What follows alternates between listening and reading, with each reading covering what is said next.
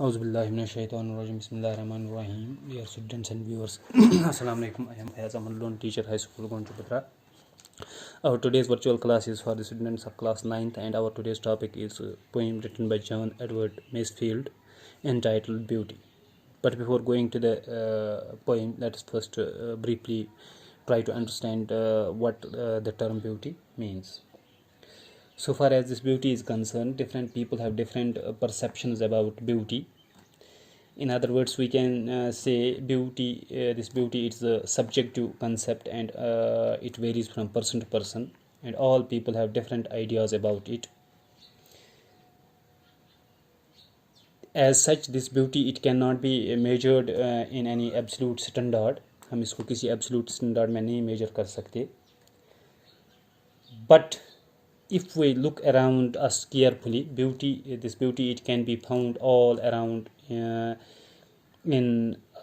us, in people, in places or things. As someone has rightly said, beauty, everything has a beauty, but not everyone sees it. So in other words, we can say this beauty, it comes in various forms. It can be a person, a song, a sunrise, or even a sunset. Someone else has rightly said that beauty lies in the eyes of beholder. As such, we can say that this beauty, that different people have different ideas about it. For example, for some people, beauty refers to the physical appearance of a person. For some others, it refers to the aesthetic appeal of an object, and so on. In short, we can say that everyone has his or her own idea of beauty, and to appreciate beauty, I think it's not sufficient to see it, but we must feel it. Now let's come to the poem. First I will read it, then we will go to the line by line explanation of the poem. I have seen dawn and sunset on moors and windy hills, coming in solemn beauty like slow old tunes of Spain. I have seen the lady April bringing the daffodils, bringing the springing grass and the soft warm April rain. I have heard the song of the blossoms and the old chant of the sea, and seen the strange lands from under the arched white sails of ships. But the loveliest things of beauty God ever has showed to me are her voice, her hair, and eyes, and the dear red curve of her lips. So as we can see that the poet compares, in this poem, the poet compares the different beautiful things with the beauty of his beloved, and at the end finds his beloved the most beautiful creature on earth. Now let's go to the explanation of the poem. I have seen dawn and sunset on moors and windy hills, coming in solemn beauty like slow old tunes of Spain. So in these first two lines, the poet says that he has not only seen dawn, the sunrise, but also sunset, but also its opposite, rather, we can say. So the poet says that he has not only seen dawn, but its opposite, sunset. Both dawn and sunset are considered to be beautiful scenes.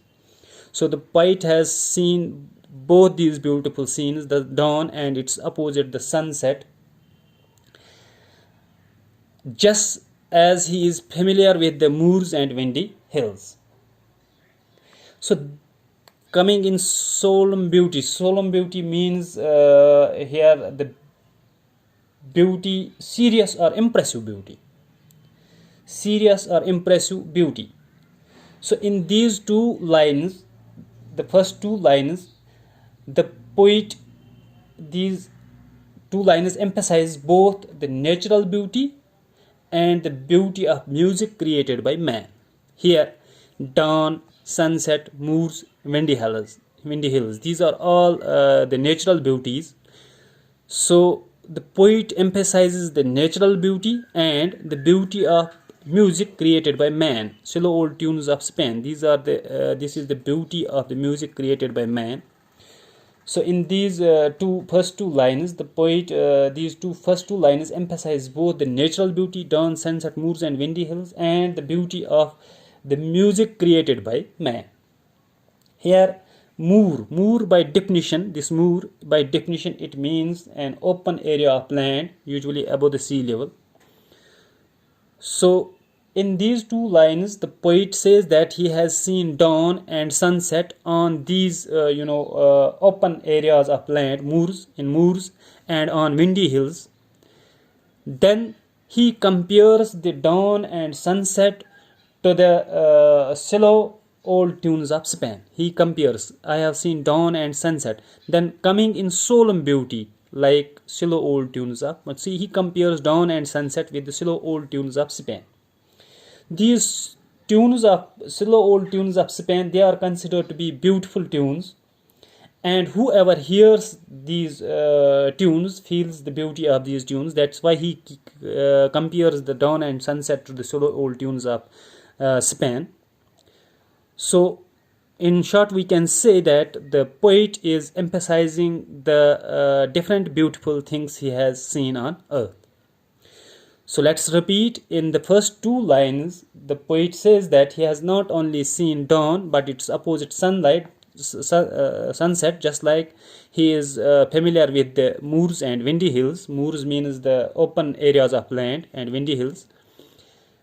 Then he compares this dawn and sunset to the slow old tunes of Spain. These slow old tunes of Spain are the beautiful tunes, and whoever hears them feels the beauty of these tunes.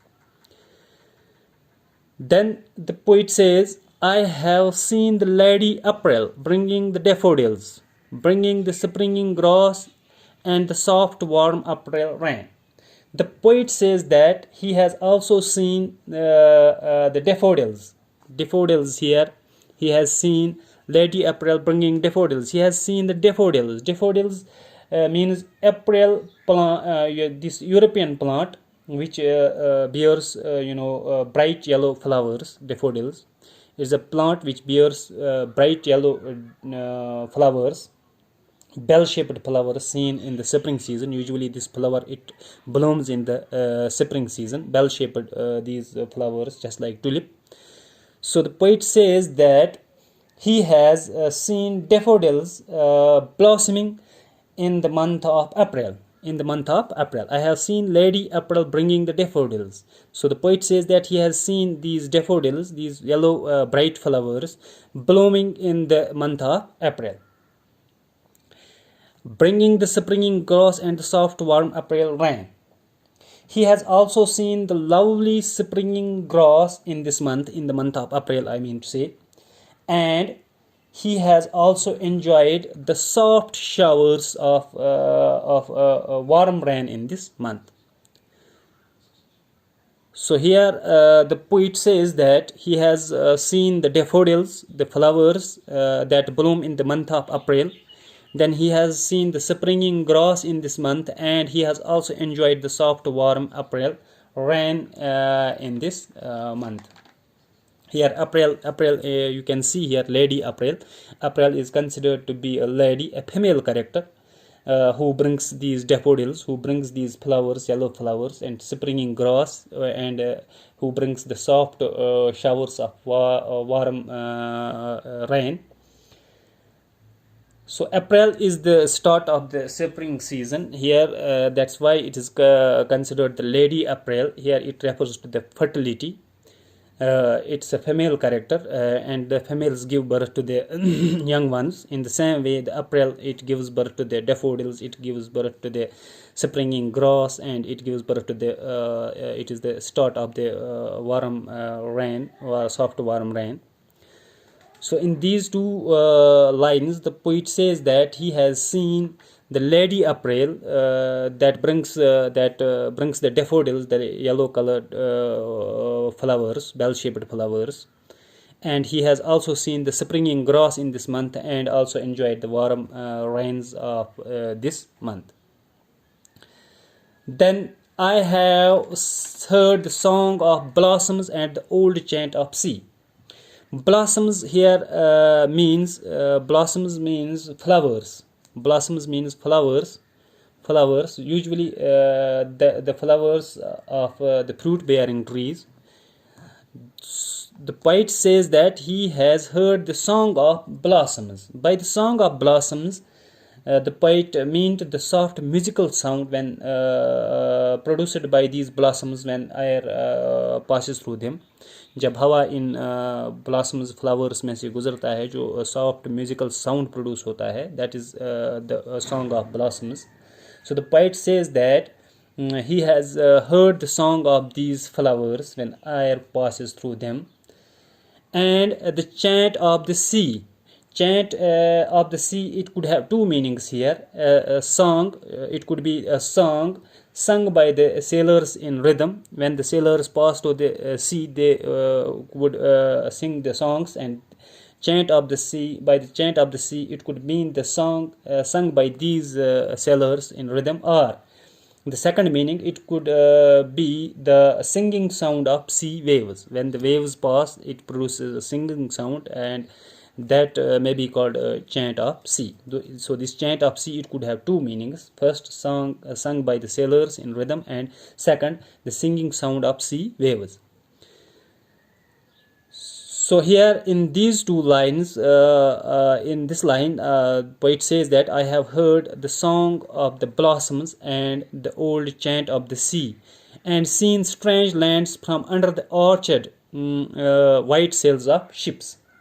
In these lines, the poet says that he has, heard the song of the flowers of these blossoms when air passes through them. And he has also heard the singing sound of the sea waves, or he has also heard the singing sound of the sailors when they pass through the sea, and seen strange lands from under the orchard white sails of ship. Orchard means curved, and sails of ship. It is actually a tensile structure made of fabric that uses wind power and helps the ships to sail. एक कपड़ा होता है जो ship के ऊपर होता है, और ये with the help of wind, this sail of ship, it helps the ship to sail. So the poet says that he has seen, as you can see, and seen strange lands. He has seen the strange lands while traveling in the sea, by standing under these curved sails of ships. In other words, we can say the poet says that he has traveled far and wide. उसने बहुत सारा सफर किया है, and on the sea he would stand under these curved white sails of ship, and thus has seen many strange and beautiful lands. So I repeat here these two lines. I have heard the song of blossoms. The poet says that he has heard the song of these blossoms, the flowers, when air passes through them, and he has also heard the singing sound of the sea when sea waves, or the singing sound of the people when they sail through the sea. And he has also seen strange lands. While traveling in the sea, he would stand under the orchard white sails of ships, and then see the different strange and beautiful lands. So all these lines, these 6 lines, above 6 lines, all these lines, they emphasize the fact that the poet has seen many beauties of nature. He has seen the dawn, he has seen sunset, he has seen moors, windy hills, he has enjoyed the slow old tunes of Spain, he has seen the daffodils, he has seen the springing grass, he has seen the he heard the song of blossoms, he has also heard the chant of sea, he has also seen the strange land. So all these first 6 lines, they emphasize the fact that the poet has seen many beauties of nature. Now there is a shift. The poet now compares all these beauties which he has seen. He compares all these beauties with the beauty of his beloved, and finds that his beloved is loveliest of all these beauties. But the loveliest thing of beauty God ever has showed to me are her voice and her hair and eyes and the dear red curve of her lips. The poet says that the loveliest thing of beauty, and but the loveliest thing of beauty here, he has used the superlative degree. He says that the loveliest thing of beauty God has ever showed to him is his beloved, and her voice. Or in other words, we can say the poet says that the most beautiful thing he has ever seen on earth is his beloved, and the beauty lies in her voice, in her hair, long black hair, in her gazelle eyes, and in the red curve of her lips. So as you can see, the poet first expresses the different beautiful things he has seen in the world, and then he compares these beautiful things with the beauty of his beloved, and finds that his beloved is the loveliest thing he has ever seen, and the beauty lies in her voice, her hair, her eyes, and and dear red curve of her lips. Let me repeat in just 2 minutes. The poet says, he has seen the dawn and sunset. He has seen the moors. He's familiar with the moors. The moors means the open lands and the windy hills. He compares dawn and sunset with the slow old tunes of Spain. These slow old tunes of Spain, they are the beautiful tunes, and whoever hears these tunes, he feels the beauty of these tunes. That's why he compares dawn and sunset with the slow old tunes of Spain. Then he says that he has seen the daffodils, the flowers, bright yellow flowers that bloom in the month of April. April is considered to be a lady, a female character, because it brings the daffodils. He has seen the yellow bright flowers in the month of April. He has seen the springing grass in this month. He has enjoyed the warm showers of this April rain. Then he goes on by saying that he has heard the song of the flowers when air passes through them, and he has also heard the chant of sea. By chant of sea, he could mean the musical sound produced by the waves, or the musical sound produced by the sailors when they pass through the sea. So he has seen the song of these flowers when air passes through them, and he has also heard the chant of the sea, and he has seen the many beautiful strange lands when he was sailing in the sea by standing under the white sails of ship. Then he compares these beauties with the beauty of his beloved, and finds that the loveliest thing God has ever showed to him is the beauty of his beloved, and her beauty lies in her voice, it lies in her hair, it lies in her eyes, and it lies in her red curve of her lips. So this was about this poem Beauty. Thank you. Have a nice day.